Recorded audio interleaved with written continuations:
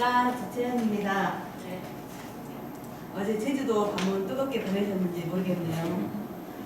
집이 최고인 것 같습니다. 저는 중년기 여성을 위한 아로마 치료 경험에 대한 사례 연구를 발표하겠습니다.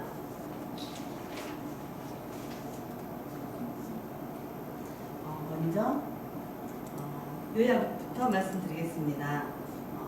본 연구 목적은 중년기의 삶과 우울 및 불안을 가지고 신체 아픔까지 호소하는 중년 여성을 대상으로 아로마 향기 치료 경험이 어떠한지를 알아보려고 진행을 했는데요. 사실 지금 제가 갱년기 시작이어가지고 덥다 춥다 그걸 반복하고 있어서요. 저한테도 다시 이거를 경험해봐야 되겠다 그런 생각을 하고 있었습니다. 또 참여자로는 갱년기를 경험하고 있으면서 신체적으로 또 심리적으로 그런 건강에 염려가 있는 우리 정년 여성 50대에서 50대 2인을 선정하게 되었는데요. 참여자 모두 40대 후반부터 신체 호소 및 심리적 요인으로 약을 복용하면서 그런 중년기의 우울증과 신체적인 건강을 호소하는 대상으로 선정하였는데요. 연구는 2021년 8월부터 2021년 11월까지 총 5회기의 향기 치료를 약 60분간 실시하였고요. 매 회기 활동에 대한 경험을 수집하였습니다.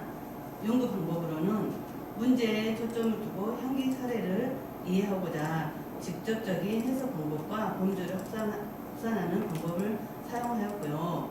이에 아로마 향기 치료는 연구 참여자들이 이걸 함으로써 자신감을 얻었으며 향기를 통한 심리적 치유를 경험하였다고 했습니다. 이에 아로마 향기 치료는 중년 여성을 비롯하여 다양한 계층의 사람들에게 내면의 탐색과 마음 치유에 도움이 될 거라고 보고 있습니다.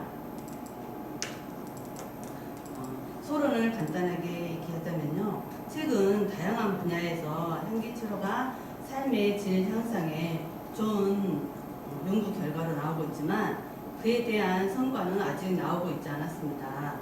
또한 삶의 질 향상은 좋은 삶과 같은 의미를 가지고 있는데요. 이런 긍정 심리학에서는 인간은 탄생에서 죽음까지의 사이에서 발생하는 모든 사건과 경험에 있어서 좋은 삶이 무엇인지에 대해 연구하는 학문이라고 하였습니다. 또한 심리학의 한 분야에서 인간의 삶은 가치 있게 만드는 것이라고 하는데요. 이는 인간이 지닌 약점에 집중하는 것이 아니라 강점을 강화함으로써 사람들의 삶을 건강하게 이끌어주는 것이라고 보았습니다. 또한 인간의 삶을 최고 상태로 설계함으로써 생활의 질을 향상해 주는 것을 의미하기도 합니다. 중년기에는 자녀 양육의 비중이 감소하면서 자유시간이 증가되고 새로운 방향으로 전환되는 시기인데요. 가족 내에서 역할과 심리적인 부담이나 피로감, 근육통이나 갱년기 증상, 소화기계 이런 증상들이 나타나기도 하는데요.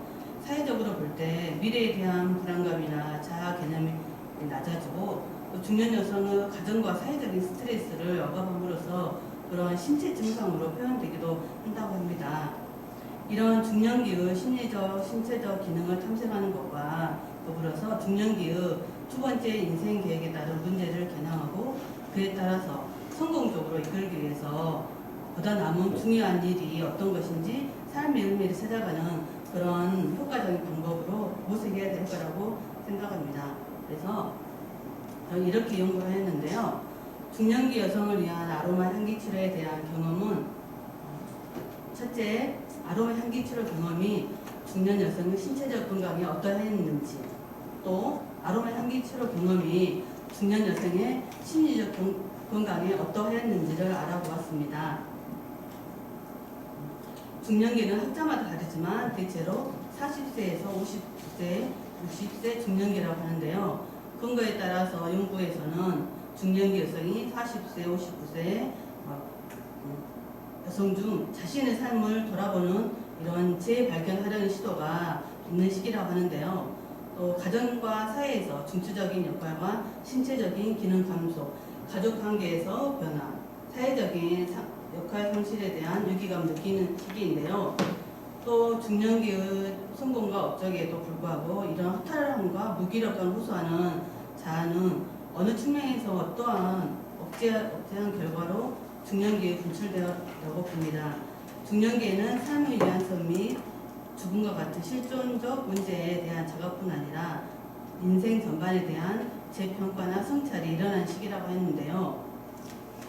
그래서 가족과 같은 생애 구조를 과감하게 수정하거나 새로운 변화를 시도하는 시기라고 볼 수 있다고 합니다. 제가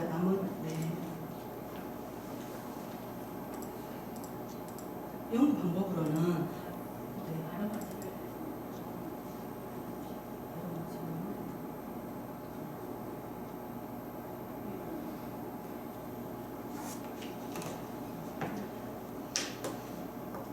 아로마 치료 효과는 다각적으로 이해할 수 있는 체계적인 학문으로 이런 후속적인 연구를 하였는데요.